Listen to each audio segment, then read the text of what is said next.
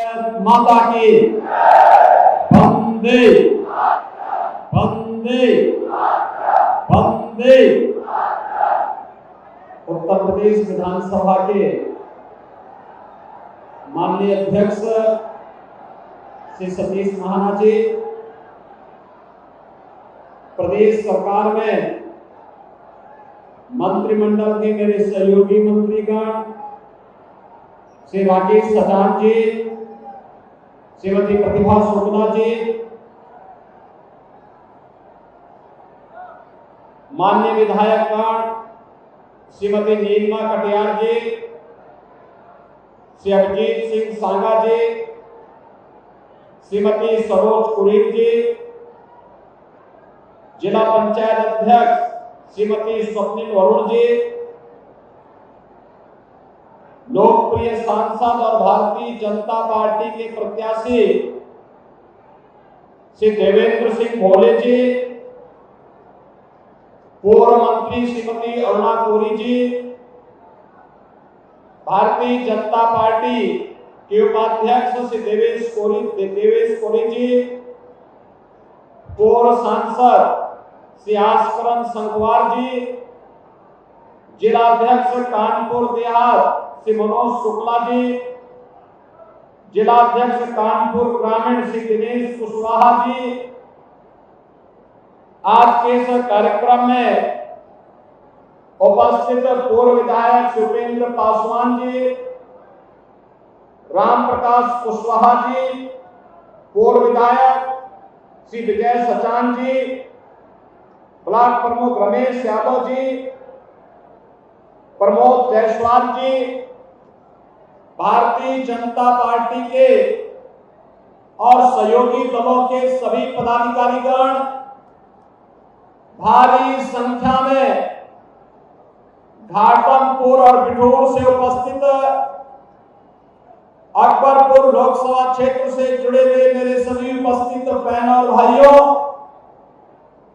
इस पावन धरा को, जिस पावन धरा में मां कुष्मांडा देवी की कृपा और दुर्वासा ऋषि की तपोभूमि होने का सौभाग्य जिस पावन धरा को प्राप्त हुआ हो, अनेक स्वतंत्रता संग्राम सेनानी और क्रांतिकारियों को जिस धरा ने जन्म दिया हो, ऐसी पावन धरा को कोटि कोटि नमन करते हुए मैं आप सबका हृदय से अभिनंदन करता हूं, स्वागत करता हूं। बहनों और भाइयों, लोकसभा चुनाव 2024 3 चरणों के चुनाव संपन्न हो गए हैं और चौथे चरण में आपको भी मतदान करना है। अब तक लोकसभा 2024 के आधे चुनाव संपन्न हो चुके हैं। तस्वीर और रुझान इस बात को बताते हैं कि पूरे देश के अंदर एक ही आवाज है कि फिर एक बार और अब की बार 400 पार। बहनों और भाइयों, फिर एक बार मोदी सरकार और अब की बार 400 पार के इस नारे ने ऐसा जादू किया कि विपक्षी दल चारों खाने चित्त हो गए और जब उनको कुछ नहीं उनकी समझ में आ रहा है, तब वे भारत के खिलाफ ही साजिश करने में लिप्त हो गए हैं। अब तक की तस्वीर स्पष्ट है। आपने कांग्रेस, समाजवादी पार्टी और अन्य दलों के नेताओं के बयान को पढ़ा होगा, उसको जाना होगा। चुनाव स्पष्ट हो चुका है। एक तरफ राम भक्त है और दूसरी तरफ राम द्रोही है। राम भक्त राष्ट्र भक्त भी है और इसीलिए तो देश के अंदर आवाज आ रही है कि जो राम को लाए हैं हम उनको लाएंगे। यही कारण है और यह भी तय है, सनातन सत्य है कि राम द्रोही का पतन तो हमेशा ही हुआ है और बहनों और भाइयों, 2024 का ये लोकसभा चुनाव एक बार फिर से इस शाश्वत सत्य की पुष्टि करने वाला है जब 4 जून को परिणाम आएगा। और इसीलिए आज मैं आप सबसे अपील करने के लिए आया हूं। ये कानपुर की धरती तो वैसे भी पौराणिक भी है, ऐतिहासिक भी है। याद करिए आजादी की लड़ाई के उस कालखंड को जब झांसी की रानी लक्ष्मीबाई ने अंग्रेजों के खिलाफ संगनाद किया था, तो यही बिठूर से त्यागता टोपे के नेतृत्व में सहायता वहां के लिए प्रारंभ हुई थी। बहनों और भाइयों, यहाँ के लोगों ने देश की आजादी को हमेशा प्राथमिकता दी और उसी प्राथमिकता को ध्यान में रखने के लिए ये चुनाव केवल चुनाव नहीं है, केवल सरकार बनाने का चुनाव नहीं है। ये चुनाव इस बात को भी साबित करने वाला है, एक तरफ मोदी जी के नेतृत्व में जिस नए भारत का हम दर्शन कर रहे हैं, इस नए भारत को आत्मनिर्भर और विकसित भारत की श्रेणी में ले जाकर के दुनिया की सबसे बड़ी ताकत के रूप में स्थापित करना है। राम भक्त जहां इस ओर लगे हैं, वही रामद्रोही आपस में लड़ाने की साजिश कर रहे हैं। पहले जाति के नाम पे लड़ाएंगे, फिर क्षेत्र और भाषा के नाम पर लड़ाएंगे, आतंकवादियों को महिमा मंडन करेंगे, माफिया और अपराधियों को अपने गले का हार एरोग बनाएंगे और फिर इसके बाद अनुसूचित जाति, जनजाति और पिछड़ी जाति के हकों पर कहेंगे तो आपस में ही लड़ रहे हैं। जब तक इनका मामला ठीक नहीं होता तब तक इनके अधिकारों को हम अल्पसंख्यकों को दे देते हैं और यह काम कांग्रेस यूपीए गवर्नमेंट के समय कर चुकी है। याद करिए जब कांग्रेस की 2004 से लेकर 2014 तक सरकार थी, उस सरकार के दौरान समाजवादी पार्टी और बहुजन समाजवादी पार्टी बिना मांगे उन्हें समर्थन कर रही थी। तब उन्होंने एक प्रयास किया था, पहले रंगनाथ मिश्रा कमेटी की रिपोर्ट, रंगनाथ मिश्रा कमीशन गठित किया। कमीशन ने रिपोर्ट दी कांग्रेस के नेता और चेयरपर्सन के कहने पर कि पिछड़ी जाति को मिलने वाले आरक्षण में 6% काट करके मुसलमानों को दे दिया जाए। भारतीय जनता पार्टी और एनडीए ने उस समय विरोध किया था और कहा था धार्मिक आधार पर देश के अंदर आरक्षण नहीं हो सकता। बाबा साहब भीमराव अंबेडकर ने इस बात के लिए सख्ती से कहा है संविधान में कि भारत के विभाजन का कारण मत, मजहब और धर्म बना था, इसलिए फिर से भारत को धार्मिक आधार पर विभाजन नहीं होने देंगे। भारतीय जनता पार्टी के भारी विरोध के बाद कांग्रेस को वह प्रस्ताव वापस लेना पड़ा था। बहनों और भाइयों, फिर इन्होंने सच्चर कमेटी की रिपोर्ट, सच्चर कमेटी का एक कमीशन गठित किया। जस्टिस राजेंद्र सच्चर ने भी यही रिपोर्ट दी कि भैया धार्मिक आधार पर मुसलमानों को आरक्षण नहीं दे सकते। तो कांग्रेस की साजिश का क्या था कि अनुसूचित जाति और जनजाति को मिलने वाले आरक्षण में हिस्सा काटने के लिए इन लोगों ने उस समय क्या किया, कहा कि मुसलमानों की कुछ जाति को एससी एसटी में शामिल कर दिया जाए। हम तो समझ गए थे कांग्रेस की साजिश को, क्योंकि कांग्रेस ने हमेशा विभाजन की राजनीति की है। ये विभाजन की राजनीति, बहनों और भाइयों, विभाजन की राजनीति किस कदर की थी इन्होंने। ये विभाजन की राजनीति आपसे किसी से छुपा हुआ नहीं है। देश का बंटवारा किया इन्होंने, लगातार देश के अलग अलग भागों में आतंकवाद, नक्सलवाद को पनपाने का काम किया था। और जब भारतीय जनता पार्टी ने विरोध किया तब जाकर के सच्चर कमेटी की रिपोर्ट भी लागू नहीं हो पाई। अब कांग्रेस उसे फिर से लागू करना चाहती है और इसलिए उसने अपने मैनिफेस्टो में कहा है कि हम इस प्रकार के आरक्षण को देने का प्रावधान करेंगे। बहनों और भाइयों, कल आपने इंडी गठबंधन के एक महत्वपूर्ण नेता के बयान को पढ़ा होगा, जिसमें उसने कहा है कि मुसलमानों को आरक्षण देंगे। कहा है ना, बहनों और भाइयों, ये क्या साबित करता है कि देश के खिलाफ साजिश कर रहे हैं एक तरफ, और दूसरी तरफ मैं आपसे पूछना चाहता हूं बहनों और भाइयों, आपने देखा होगा परम राम भक्त उत्तर प्रदेश के पूर्व मुख्यमंत्री सरदेव कल्याण सिंह जी का निधन हुआ। समाजवादी पार्टी ने एक शब्द नहीं कहे, संवेदना का एक भी शब्द उनके पास नहीं था। और बहनों और भाइयों, ये समाजवादी पार्टी और कांग्रेस के लोग जब प्रयागराज में राज्यपाल की हत्या हुई थी, तब भी इनके पास संवेदना के शब्द नहीं थे। केंद्र में कांग्रेस थी, प्रदेश में समाजवादी पार्टी थी। ये जो नापाक गठबंधन है, स्वार्थी गठबंधन है, तब भी था।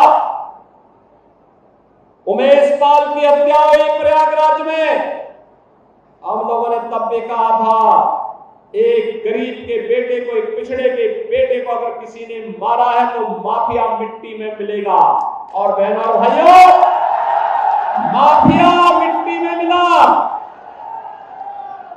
और साथ साथ आपने इनके चरित्र को देखा होगा, जो सरदेव कल्याण सिंह जी को श्रद्धांजलि नहीं देती जो समाजवादी पार्टी और जो कांग्रेस, वो माफिया के घर फातिया पढ़ने के लिए गए थे। आपने देखा ना इनका? आप सोचो, आपके प्रति इनकी संवेदना नहीं, इनकी संवेदना माफिया के प्रति है, इनकी संवेदना रामद्रोहियों के प्रति है। और इसीलिए हम आपको सावधान करने के लिए आए हैं। ये चुनाव भारत को बनाने का चुनाव है। आपका एक वोट नए भारत का दर्शन करा रहा है। 2014 में आपने मोदी जी के समर्थन में अपना मत दिया, आपका वोट पड़ा, परिणाम हम सबके सामने है।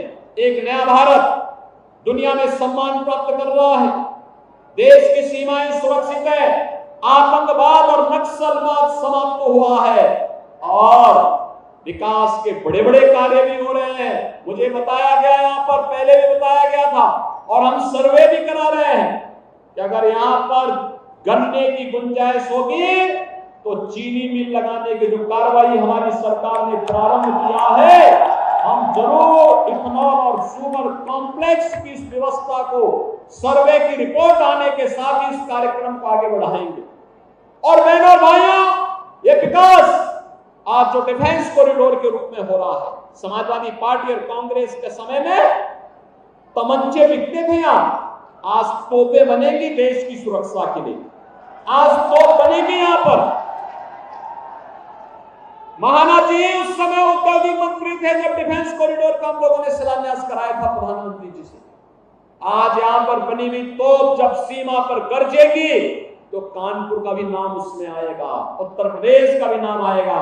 और जब दुश्मन देश के लोग धराशायी होंगे तो उसके साथ भारत माता की जयकारा के साथ आपका भी नाम आएगा, आपके क्षेत्र का नाम भी आएगा कि वाह, ये यूपी के डिफेंस कॉरिडोर में बनी हुई तोप है, वहां बना हुआ गोला है।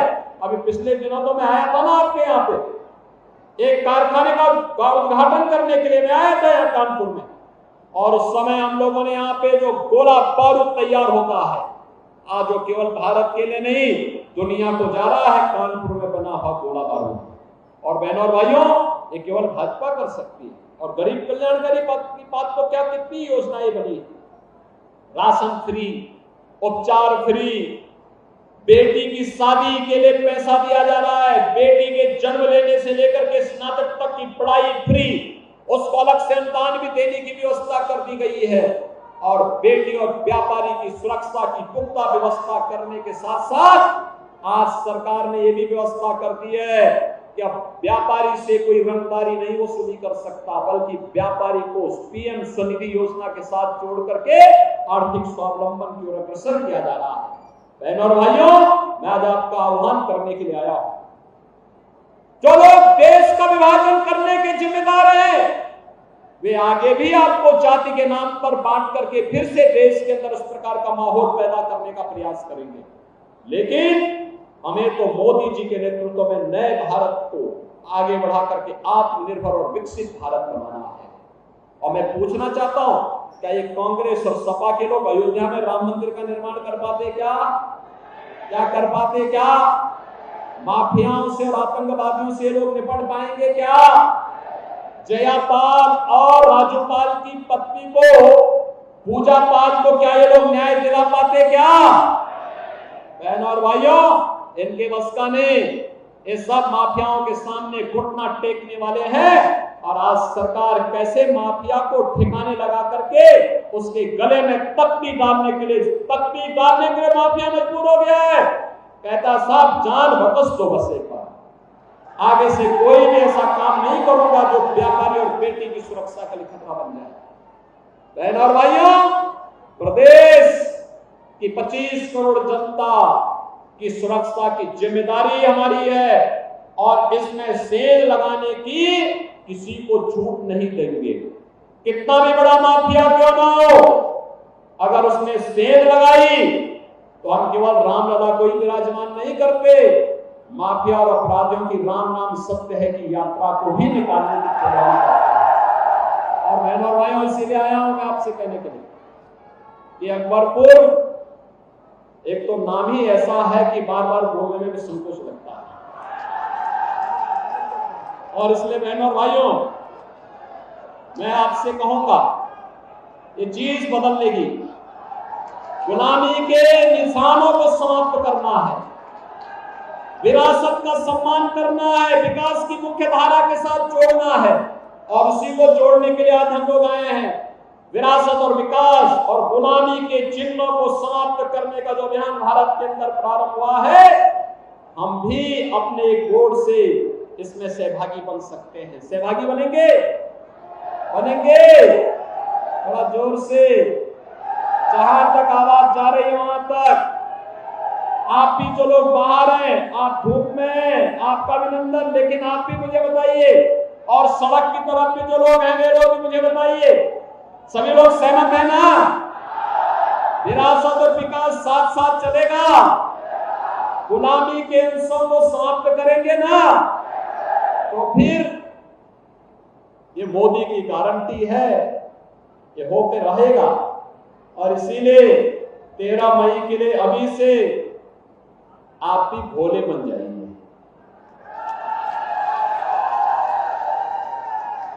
मोदी जी का प्रतिनिधि बन जाइए, घर घर जाइए, लोगों को बताइए कि आपका कमल चुनाव चिन्ह पर पड़ने वाला वोट मोदी जी के खाते में जाएगा। विकसित और आत्मनिर्भर भारत के निर्माण का मार्ग प्रशस्त करेगा। और विकसित और आत्मनिर्भर भारत का मतलब वर्तमान तो सुधरेगा ही सुधरेगा, आने वाली पीढ़ी भी आपका नाम स्मरण करेगी कि मेरे पूर्वजों ने नए भारत का, विकसित भारत का निर्माण करके हमें दिया है। कोई कोसेगी नहीं। आप देख रहे होंगे कांग्रेस के लोग, कांग्रेस के प्रत्याशी अपने नेताओं को कोसते हैं कि इन कमबख्तों ने अगर राम मंदिर का निर्माण करा दिया होता तो हमें ये दुर्गति क्यों झेलनी पड़ती, यही बोलते हैं। कांग्रेस के प्रत्याशी अपने नेताओं को कोसते हैं, कहते हैं कि अगर इन्होंने आतंकवाद और नक्सलवाद का समाधान कर दिया होता तो देश के अंदर जो माहौल आज है, ये माहौल उस समय भी देखने को मिलना होता। लेकिन बहनों और भाइयों, ये तो करने की इच्छा शक्ति पर निर्भर करता है। ये काम मोदी जी के नेतृत्व में होना है, श्रेय आपको मिलना है। इसलिए मैं आप सबका आह्वान करूंगा, 13 मई को कमल चुनाव चिन्ह पर से देवेंद्र सिंह भोले जी को भारी बहुमत से विजयी बनाने की अपील करने के लिए हम लोग आए हैं। पूरा मंच आया है। सहमत हैं? सभी सहमत हैं? चुनाव के दिन पहले मतदान, फिर जलपान के संकल्प के साथ जुड़ेंगे, मतदान के प्रतिशत को बढ़ाएंगे, किसी भी प्रकार के धूप से, बरसात से, आंधी से, इन सब की परवाह के बगैर पहले मतदान करेंगे। सभी लोग सहमत हैं ना? और हर मतदाता अपने साथ 2-2 परिवार को मतदान करने के लिए भी लेके जाएगा। मतदान स्थल पर लेके जाएंगे तो फिर मेरे साथ बोलेंगे, भारत माता की भारत माता की, भारत माता की।